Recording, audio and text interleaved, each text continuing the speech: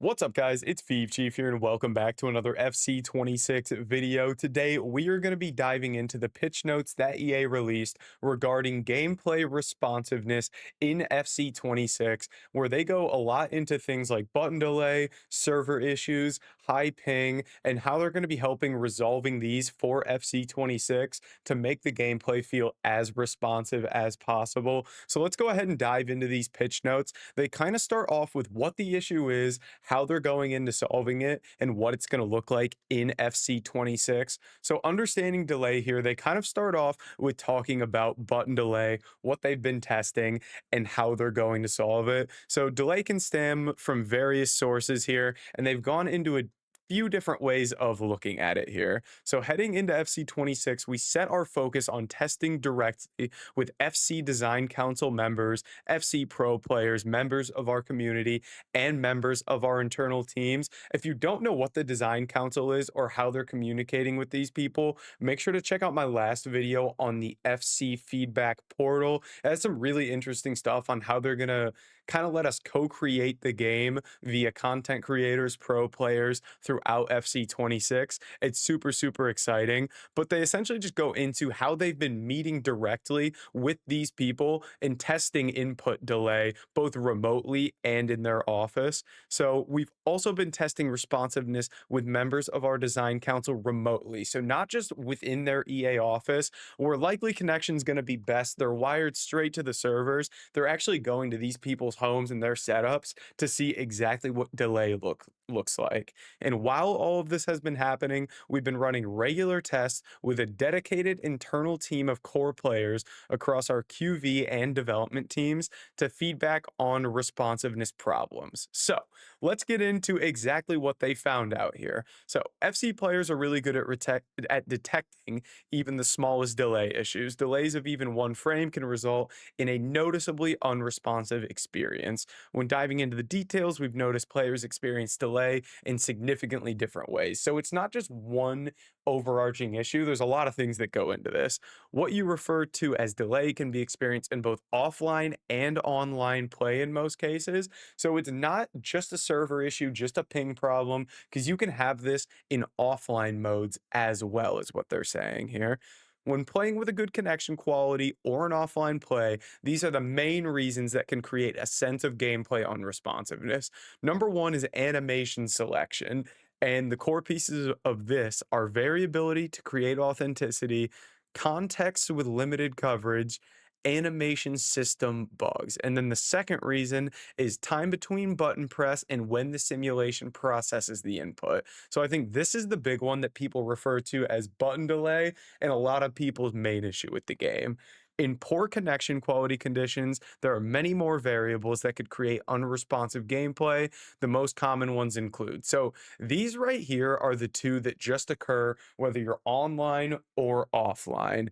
And then they kind of get into how you can solve your connection issues here, which Ethernet versus Wi Fi, as we all know, if you can have wired connection be wired directly to your router, do it. It's much, much better. High ping, here's an interesting one. Ping measures the time it takes for game data to travel between your console or PC to the game data center. Lower ping usually means faster data transfer and more responsive gameplay experience. So obviously, as we all know, lower ping is going to be better. Your ping can vary based on your internet provider and your physical location, and is not based strictly on your physical distance from an FC game data center, which is very interesting to keep in mind. It can just be based off of your internet provider. Internet bandwidth is the next one. I feel like a lot of people, especially me, I'll just be like, I have low ping, I'm wired. Why does the game feel slow today? They have some other pieces here. Internet bandwidth. With a low bandwidth internet connection, other activities using the same network can negatively influence game performance. So you have low bandwidth, and somebody else in your household's watching a YouTube video, and another person's playing on another console. If your bandwidth gets taken up by other activities, it can cause your responsiveness to lower overall. So bandwidth is a huge one. And something that I think is really interesting that I feel like a lot of people forget about is these TV or monitor settings. So A TV outside of game mode can introduce anywhere from 20 to over 100 milliseconds of delay to the gameplay experience, making it feel like you're playing in a poor connection environment. So it might not even be your connection, it could be your display issues. So something as simple as putting your TV in game mode, high quality cables, maybe even your Ethernet cable going from your router to your console, this can all change what might feel like server issues and delay, but could actually just be visual issues based on your TV, your monitor, whatever it may be. So I think this is a huge one to keep in mind that a lot of people actually just overlook. Now, different player motivations. Another important learning is that FC players enjoy both a more responsive and consistent experience, but also a more tactical, composed, and authentic experience.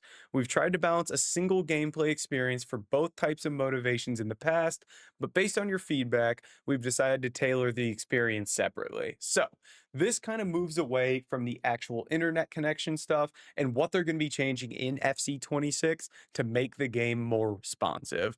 Number one, again, we've talked about it a lot, but it's these two different gameplay modes: competitive gameplay, which is going to be your online focused for Ultimate Team and clubs. It's going to be quicker, more responsive, and just feel smoother. And then the authentic gameplay, which is more true to life and maybe a little bit slower in game. So the idea is that this competitive gameplay feel as responsive as possible. So, what's actually new for FC26 responsiveness? How are they going to make this game feel a little bit smoother? As you may have noticed in the trailer, we focused on gameplay fundamentals. Yep. We wanted to make sure we directly address your feedback and the things we've learned through testing to deliver the most impactful changes. And if you guys have seen some clips from people like Zway from the Foot Accountant, they've talked about how, like, the second they jumped on this game, they felt a difference. And specifically, an area I'm thinking of is Foot Accountant. He did a podcast with Footbin with Matt Foot Trading and Richard Buckley. He talked how, like, within the first 10 minutes, you can feel the left stick dribbling, the passing. It's a completely different game. So I'm excited to see how true that actually is in practice when we get the full version of the game. So, animation variability meant to create authenticity. Now, if you remember earlier, animation variability is one of the reasons that the game may have felt less responsive to people. So, FC strives to visually reflect the real world game, and to make this possible, our gameplay engine was designed to use realistic animations. However, realistic animations can make the game feel clunky at times, is essentially what they're saying.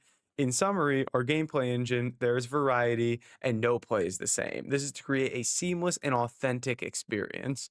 We are continuing to work on finding the right balance between gameplay, animation, depth, and variety, and consistent expected behaviors. Because when you have these very individualistic animations and a ton of different variations, it's hard to then have a gameplay that is predictable, fair, responsive, because you have all these different variables acting together. So they're essentially just saying there that they're trying to balance both having a modern game that's realistic and having something that's predictive and responsive, which I think is something to keep in mind. You can't have the best of both worlds at all times. Then we get increased animation coverage here. Animations play an important role for a football game to be authentic. Every year they add new animations to refresh the experience, which again, we need to balance that with responsiveness. Some contexts may have had limited animation coverage in the past. This caused our system to use a longer animation or delay starting an animation while attempting to position the player in a way that would accommodate the best possible one. So, again, it's about kind of balancing those. Addressed animation bugs. Here we go.